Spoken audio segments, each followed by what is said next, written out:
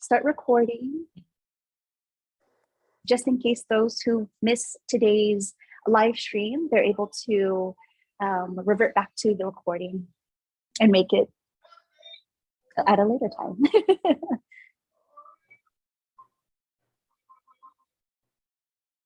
Yeah, Perry. So Perry asked, could you tell us a little history about Talos Bakery? So the history of Talos Bakery, my last name is Taloa. Whoa. So I'm half Samoan and half Filipino. And so what inspired me for Talos Bakery was to do a fusion, a Samoan and Filipino American fusion. And I actually started it back in 2020. So during the pandemic, I feel like everyone was isolated and really didn't have much to do because of the stay-at-home order. I decided baking was my passion. I actually went to culinary school at Le Cordon Bleu in San Francisco. Hey! And that was way back, 2011. Ooh, that was a long time ago. Way back. And I have my certificate in pastry and baking. Yeah, so that's where it started, and I actually manifested it to reality in 2020. Oh, I see another Chef Ava. I love your story from 2019. Ube Bake Off Champion, 7 Mile House. Oh, okay, got it. I saw 7 Mile House too. So for people wondering how I'm here, my family is from Daly City. Whoop, whoop, Daly City, DC. So my mom and dad, my mother is Filipino and my father is Samoan, and they met at Jefferson High. So anyone out there who went to Jeff, ayo. So I have audience members here live with me. So they went to Jeff, and obviously, that's why I'm here. 7 Mile House, a lot of our family members would have a lot of events there. So yeah, I would love, one day I have to reach out to 7 Mile House to participate in their Ube Bake Off. I did see it, Chef Ava. I saw it and I was like, darn it, I missed it. I'll participate next time. All right, so it's a little bit, a minute over. So I'll go ahead and begin. So again, welcome everyone for joining SOMCAN and Balay Creative's home cooking. Today we're going to be baking. So before we start, let's go ahead and check our ingredients. So I hope if you're baking out there, if you are, you obviously can follow along with me, but if you're not, go ahead, just enjoy the show. So first and foremost, we want to make sure we make our taro paste. So I have our taro right here. And then I have our coconut milk, our condensed milk, our brown sugar, and our 4 tablespoons of butter. I should actually include all the measurements. So 1 pound of taro, 1 cup of coconut milk, 1 cup of condensed milk, a 4th cup of brown sugar, and 4 tablespoons of butter. So that is for our taro paste. Next is our base for the cheesecake. So once we create our paste, we're going to incorporate into our batter. So we have our melted butter, and if you could see here, we have our melted butter, and then our sugar, our 2 eggs, and then our dries. You're wondering what dries are? Dries are, it's very self-explanatory. It is flour, was our 1 cup, one cup and a 1/4 of flour, 1 teaspoon of baking powder, and a 1/2 teaspoon of salt. So we're going to be sifting this. And so then for our cheesecake mixture, I have, right in front of me, we have our cheesecake, our 3 tablespoons of sugar, 1 egg, and VX, vanilla extract. So those are a little bit of like kitchen terms that you'll hear that I shorten a little bit. So now that we have all of our ingredients, let's just double check our materials. And just to let you know, this is not only for you out there following it, it's for myself as well. So we have our spatulas. I have my little spatula here. You'll see when I put the batter out, I have I didn't have toothpicks, so I have my chopsticks. And then this, I thought I had to bake. This is just to test when it's done. And then we have our mixing machine. If you don't have a mixing machine, don't worry. You can do it by hand. It's just gonna, your arm's gonna put a little bit of extra work in there. If you also have a hand mixer, those two things that go, you can use that as well. So is everyone ready? Yeah. So if everyone's ready to go, whoever's following, and then again, if you're watching, enjoy. So first we're gonna start with our taro paste. So we're gonna dump, and then when I say dump, don't dump it. We're gonna gently pour our taro, our steamed taro. And it's best if the taro is warm, just because it will help when you blend it together. Then we have our 1 cup of coconut milk we're gonna add. And I'm going to grab my spatula very carefully and then scrape whatever we have remaining. And the reason why I do this is because I don't want to waste product. If you're at home, I mean, you could waste as much product as you want if you choose. But for me, now that I have my bakery, you just want to make sure you don't want to waste you just don't want to waste product. So then I have our 1 cup of condensed milk. And the alternative for the condensed milk can be coconut condensed milk. That's another alternative, especially for those who are trying to go for a vegan recipe. So just adding that in.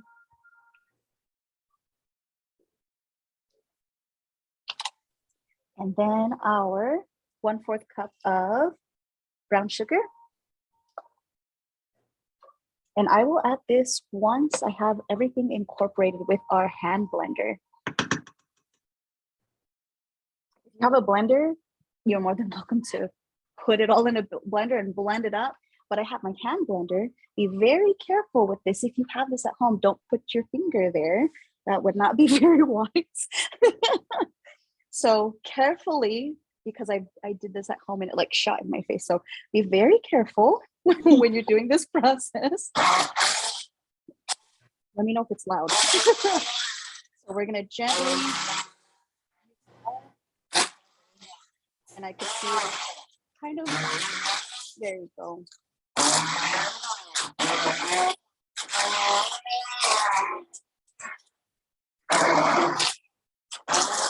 And as you can see, it's blending slowly, and I'm doing it like not continuously, because if I do it continuously, it's gonna splash all over the place. So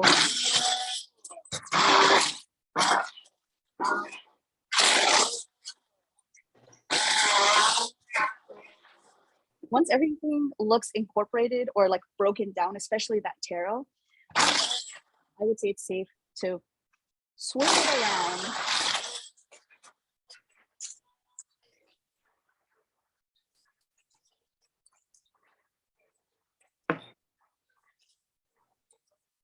Okay, so as you can see, that's our taro paste. Let me go ahead and add our 4 tablespoons of butter. If I can get the butter out there. Let me help it a little bit here. Oh, why is it really, it's like stuck in there. Okay, there we go, perfect. So I'm just gonna mix it again.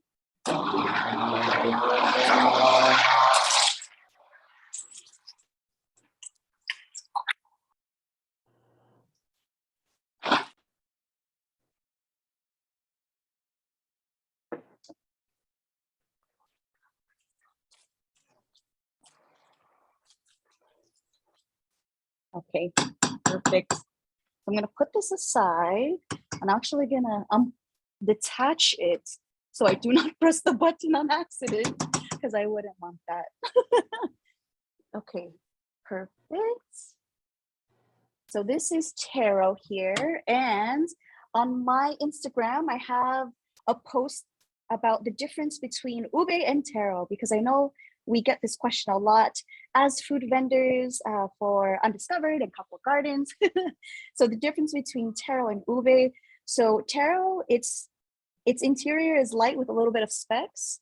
It has a earthy flavor to it as well. And I'd say because taro is queen in Samoa, it has like a bland type of flavor, a little bland flavor. And actually in Hawaii, they use it to make their poi.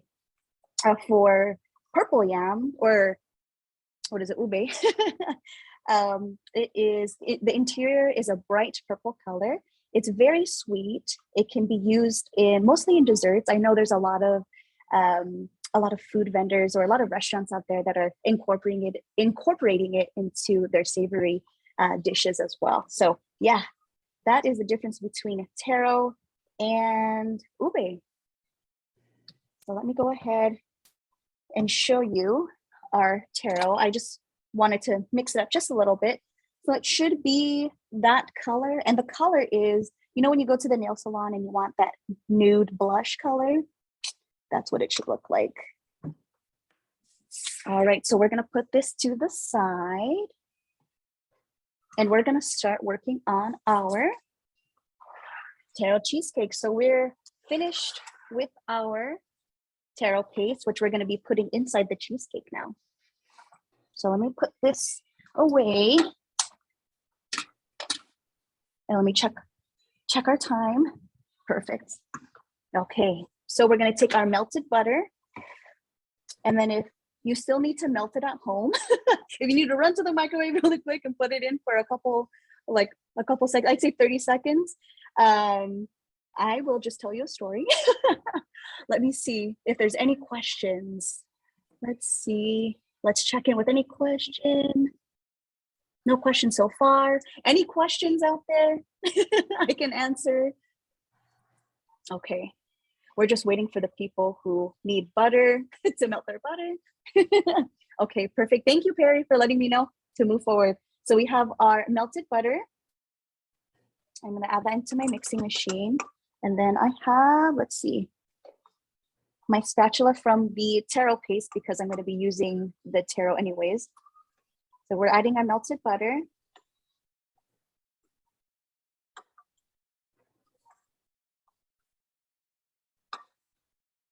Put that over there. And so what I'm going to do, let's see. Oh, I'll add my sugar. So I have my sugar. And we're going to mix it. Usually when your butter is not melted, you kind of want to whip it a little bit. It's called the creaming method. And the reason for that is because when your butter is room temperature, the creaming method is used for cookies. And for the cookies, you kind of want to whip a little bit of air into the butter before adding the sugar. But the fact that my butter was melted, it's perfectly fine. And so I'm just mixing the sugar with my butter, my melted butter. I'm going to stop my mixer and scrape the bottom just because I like to be thorough. That's one little trick that a lot of bakers or cooks, chefs, that they do is they like to scrape the bottom of their bowl just because you want all your ingredients incorporated. So turning on my mixer once again, and I have my 2 eggs, and I'm going to add them one by one. And the reason why I'm adding them one by one and not just throwing them all in there is because you want to love what you're baking, you want to give it care. You want to show it that you're not here to dump everything together. You know what I'm saying? Yeah. So also by adding them one at a time, you're allowing the egg to emulsify. And I wish I could zoom in my mouth, like Bill Nye the Science Guy. You want it to emulsify into your mixture. So I'm going to add in the second egg because it looks like the first egg had been emulsified. That's the word of the day, emulsified. Perfect. So as this is mixing here, I'm going to give it a little bit longer. I'm going to scrape my bowl. So I'm going to turn off my mixer. And I'm going to scrape the bottom of my bowl because you'll notice that at the bottom of the bowl, you may have some extra butter and sugar combined.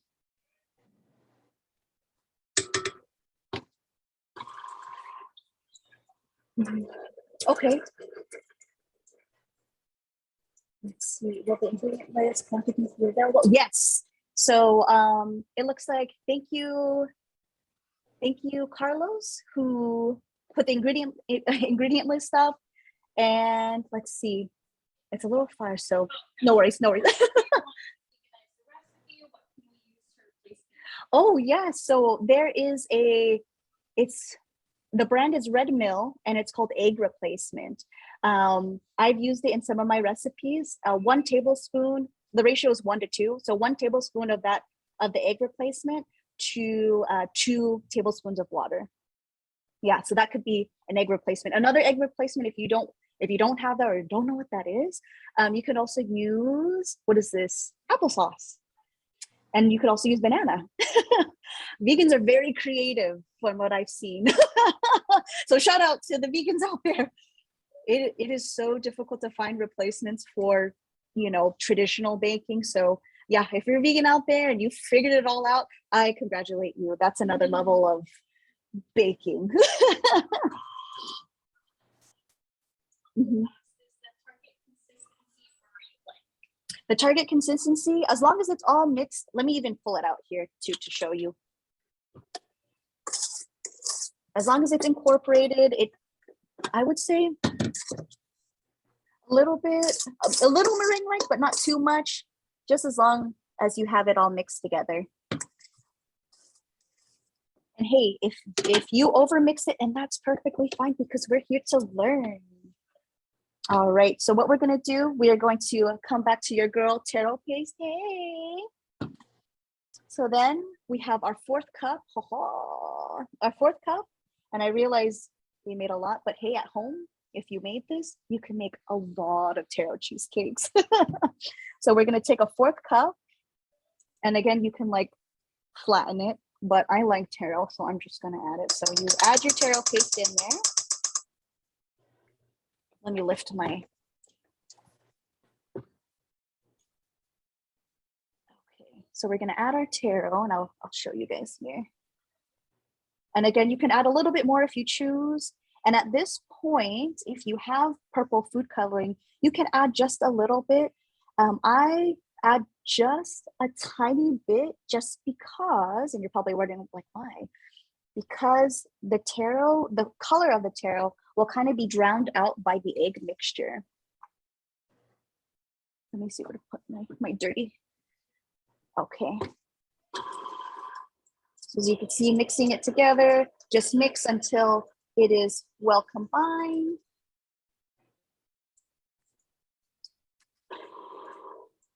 I'm gonna turn off my mixer. And again, I'm gonna scrape the bottom. And you'll notice, I'm not sure other baking demos, I just know that from what I was taught is to scrape the bottom at every chance you can get, just so that all the ingredients, you don't have at the bottom one ingredient that's really strong. Okay, so I have my food coloring and I'm just gonna add a little drop of it, the purple food coloring, just so it can give you a little bit of that color after it's drowned a little bit. Because I did try it just by itself and it didn't look like the color that I wanted. So as you can see, it got a little bit of coloring after I put a little bit of purple food coloring in there. And I know that there are options, natural options out there as well, especially if you don't want to use the dyes. And then let me take this out so I could show you how, without dropping this here on my mixing bowl, it got a little bit of a darker consistency, back to that taro color we were looking for. Mm-hmm.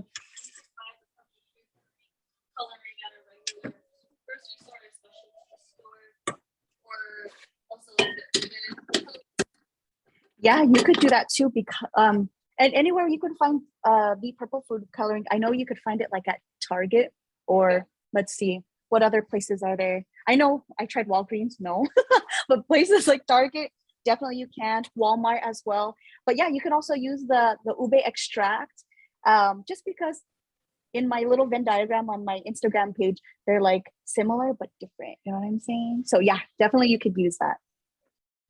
And then let me see, making. Sorry, I'm just reading the comments here for a minute.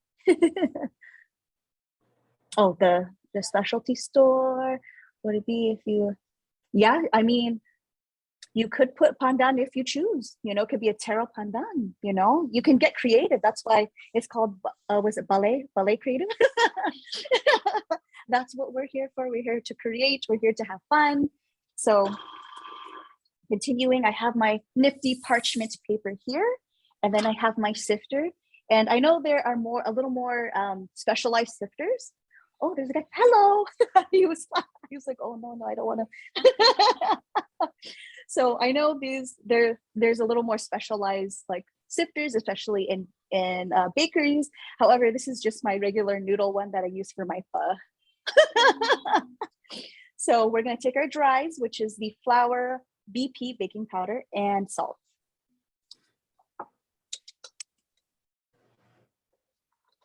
Let me do a time check here.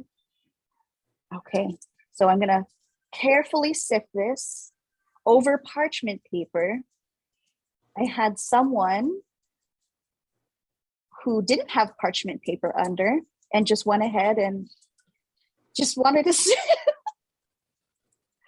Oh my goodness, that was interesting. It's like, okay, how are we gonna get that in your bowl? That's the question of the day. So as we have our parchment with our dry ingredients, we're going to make a hot dog. Yes, girl. Yeah. So I'm going to turn on my mixing machine, and then with my hot dog dry mix in parchment paper, and we're going to slowly sift it. Okay, we're not going to dump it. We're going to, again, we love our Taro cheesecake. What we're going to be making, we're slowly sifting it through.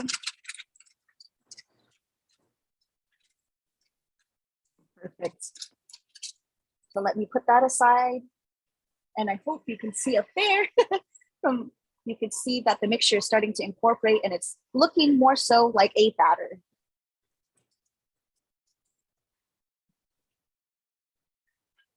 Oh.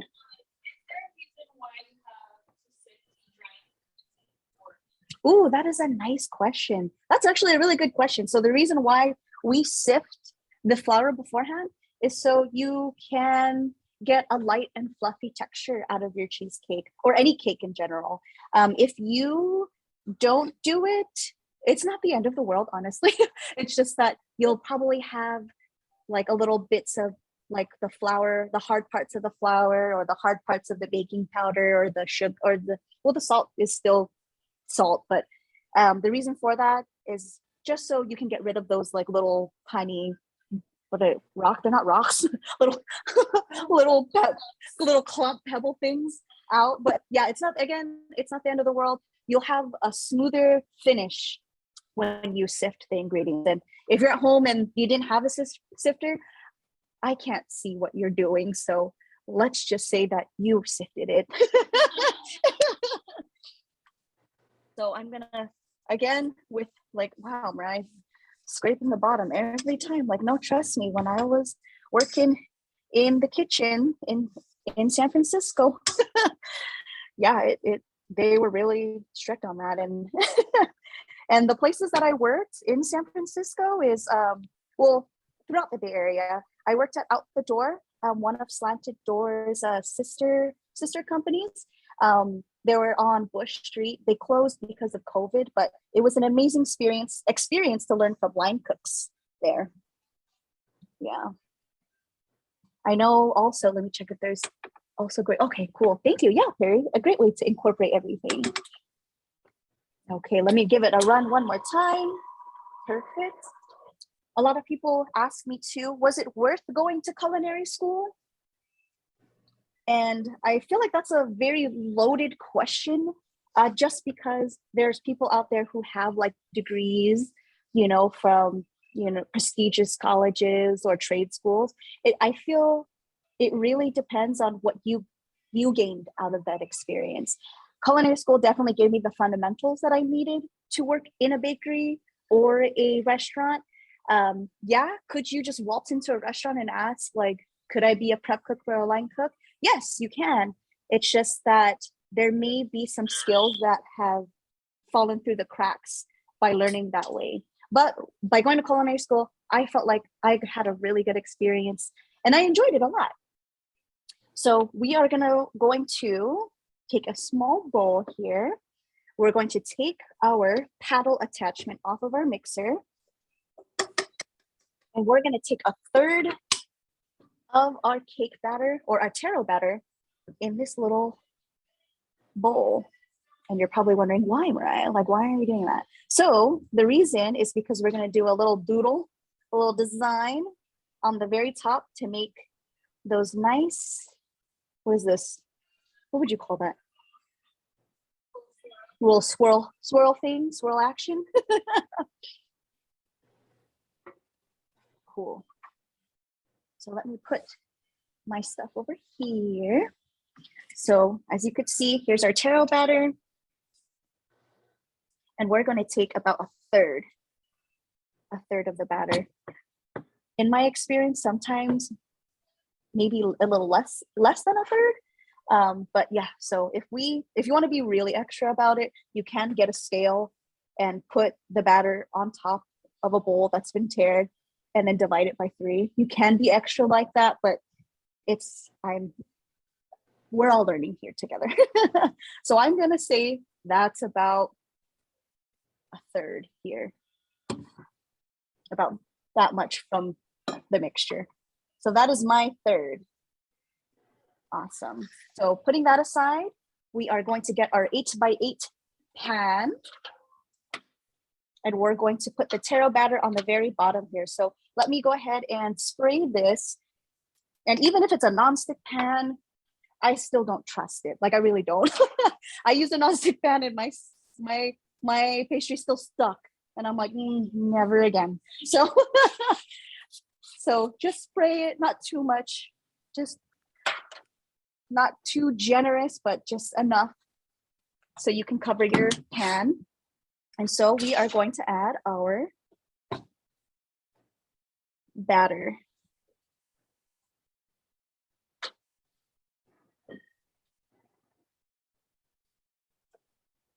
And then let me look up for a second. So any questions?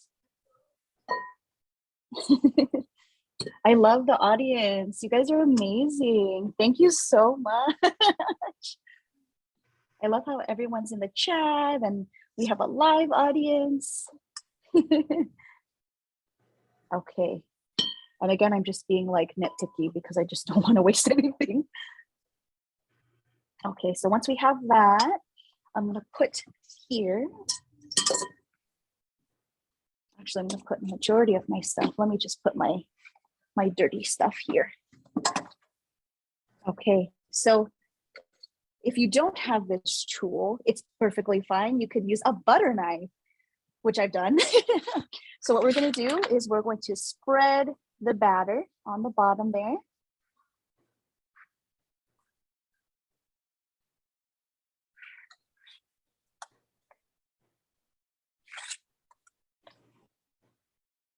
I always like this part. It's so satisfying, just spreading the batter. I don't know why, but it's just, it looks really cute. She looks good so far. Oh. Yes, it is an 8x8. And if you don't have an 8x8, that is perfectly fine.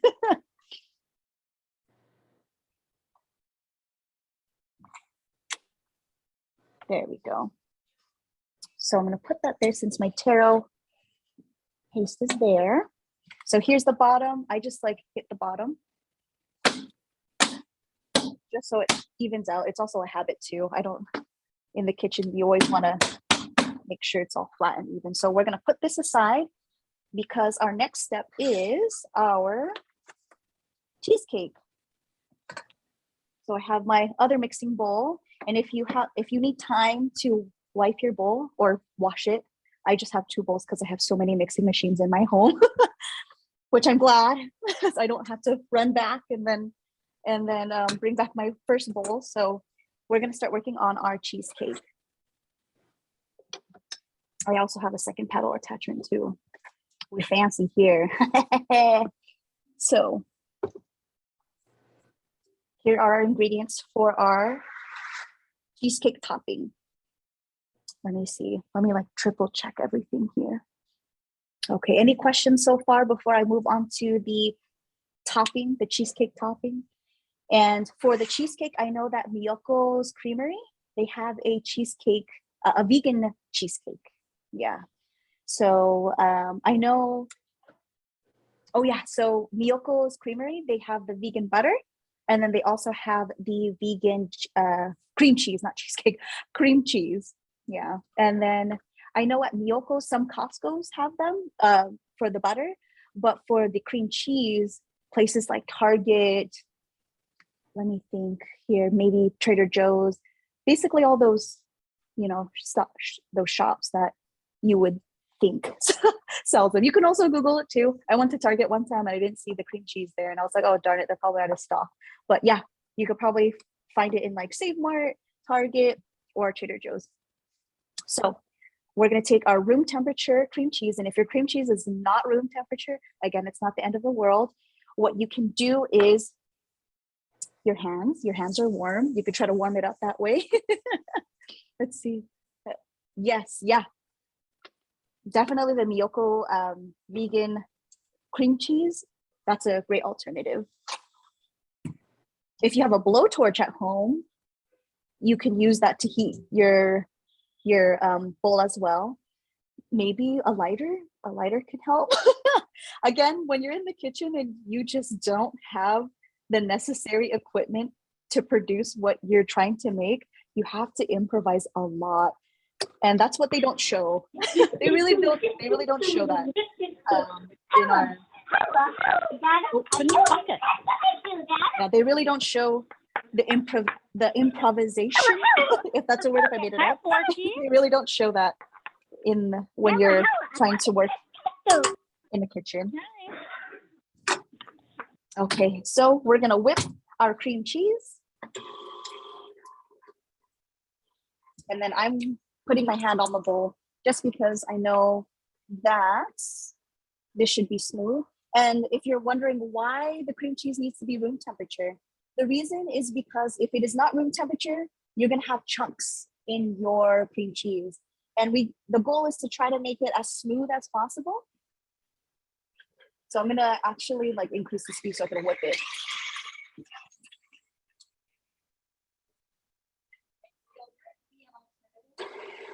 Or is that a different than cream cheese? I would say at the end of this, it's gonna be the consistency of a thick yogurt. I'd say, hey, try it out. The only one that I know is the vegan cream cheese. But if you do know for the yogurt alternative, let me know, because that's a great resource for everyone. I don't see why not, honestly, you know. And again, it's really what you create as well. And that's all it is when you're playing around with ingredients and you're playing around with your desserts. That's pretty much the goal, is to try to get as close as you can with the ingredients you got. So yeah, the thick yogurt, I don't see why not. But again, you can always try, and I should even try that at home and get back to you, whoever commented. So now I'm going to add my sugar, 3 tablespoons of sugar, right? 3 tablespoons of sugar.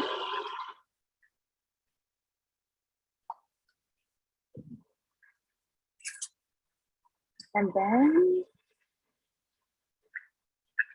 we have our 1 egg and 1 teaspoon of vanilla extract. And I'm gonna go ahead and pour that in there.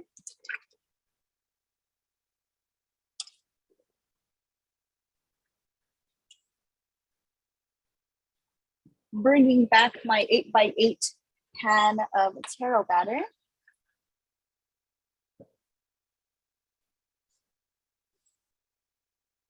I'm gonna stop my mixer. And again, your favorite part is scraping the bottom of the bowl.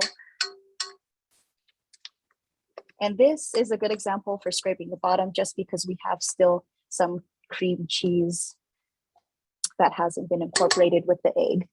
So let me run this one more time.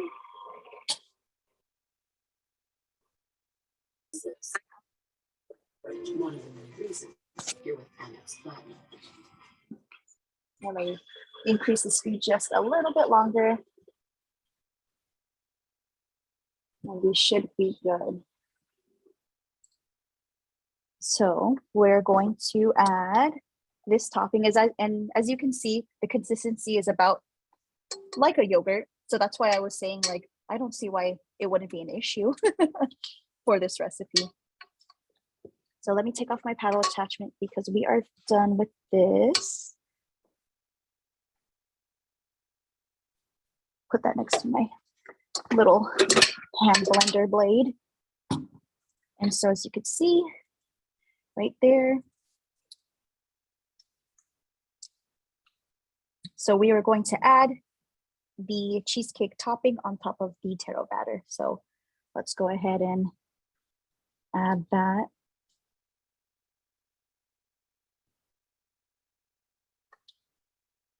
It smells really good. I wish there was well, hey, you know, there might be an invention. You could smell. Maybe in the future we can smell what people are baking.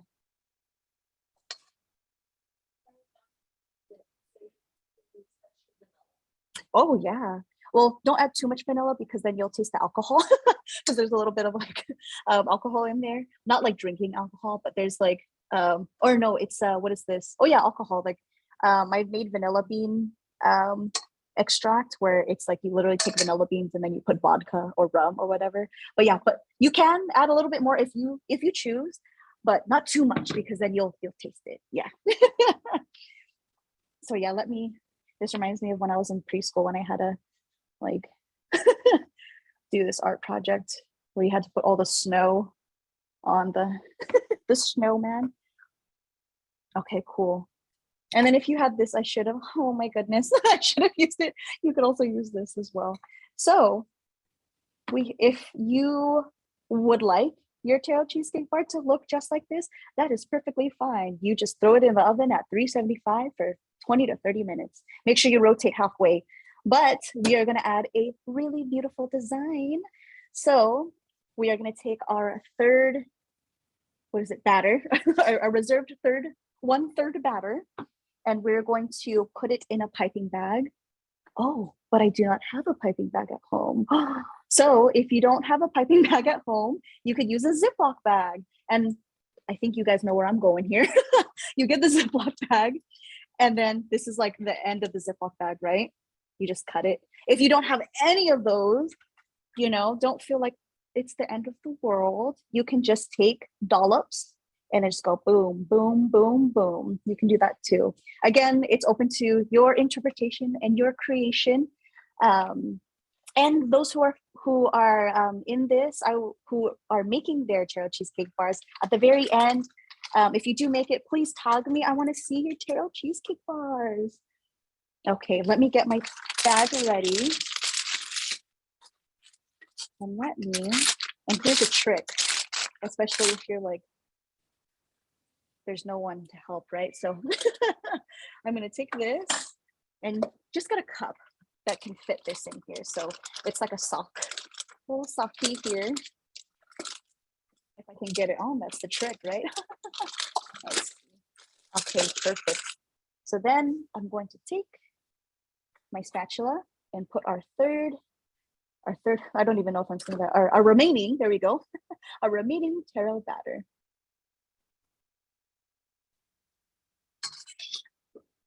Taking my piping bag here. And this is what I just did just to get it out.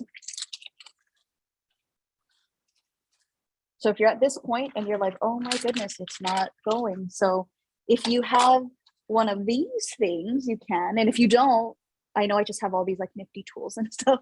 You can use a credit card. Yeah. It's all about your imagination and what you need to do.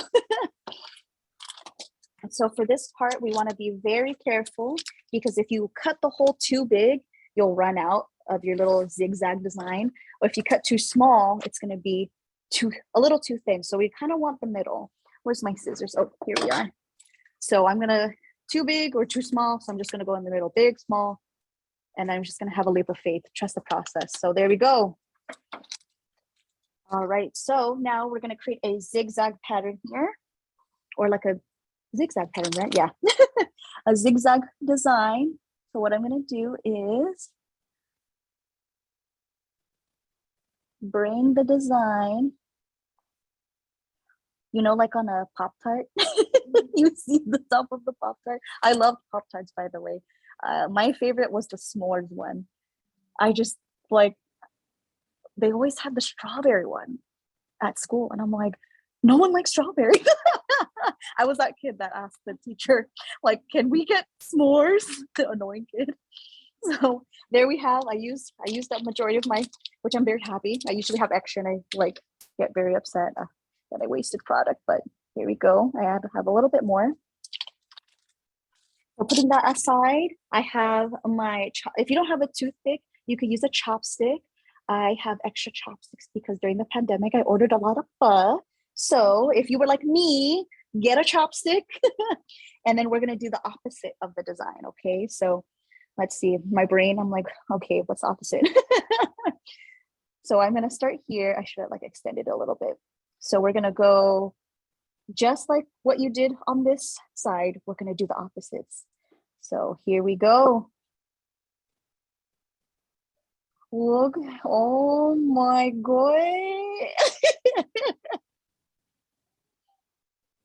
And again, I should add a little bit more here. There we go.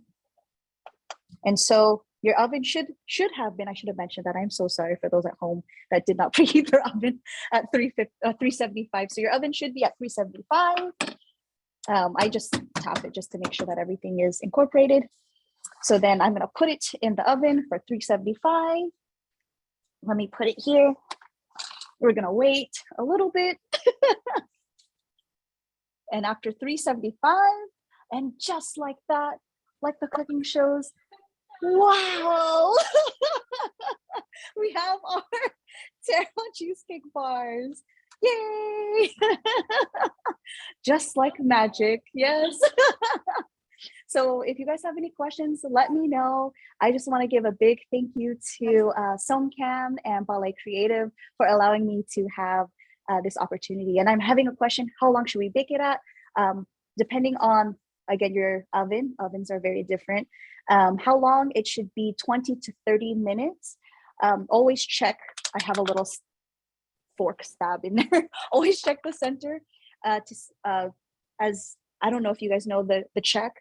When you stab the fork in the center, make sure it's a clean lift, because if you still have a little bit of batter, it needs like maybe 3 to 5 more minutes. Or I do the jiggle method. When you jiggle, obviously this has been cooked. When you do the jiggle method, right when it comes out of the oven, it should jiggle like Jello, not wiggle like a wave. Did y'all get that? So jiggle like a jiggle, but not wiggle like a wave. I don't like doing dances. Jiggle like, yeah, jiggle like Jello, but not wiggle like a wave. Yeah. So this is your final product. This can be chilled, and it should last up to 5 days. Knowing my Polynesian house, food doesn't last past a day.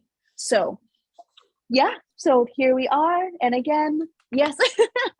Let's see, can you take it out and make a nice clean cut? Or you got it? Oh, I see. Yes, you can, like, as you could see, like there's a little bit of space here. Like I could literally like take this out of the pan and then cut it, because that's how we do it for our events. So this weekend we will be at Kapwa Gardens for the Miracle on Mission. We will be selling our Taro cheesecake bars, and yes, just like this, I'm going to take it out of the pan. Obviously I'm going to have a larger pan, but we're going to cut it into square pieces, and then it'll be in this nice clamshell for y'all. Or you could just eat it out of the pan with a spoon, like, you know, slap some vanilla ice cream, put this in. Let's see, does this freeze well before and after baking? I would say freezing it before and or after baking. I haven't tested it, just to be quite honest, but I have seen people where they, like I've seen businesses where they complete like take or bakes type thing, where they completely freeze it, then people just thaw it out and then they bake it. Let's see, does this freeze well? Oh, I'm answering the same question. Oh, I see. But after baking, I would say, yeah, you can freeze it. I just think that, again, we know that fresh is better, right? But I'd say you can freeze it. When it thaws out, I just feel like the consistency won't be the same as if it were in its current state. Yeah. Oh. Would you put it on a central rack when it's baking?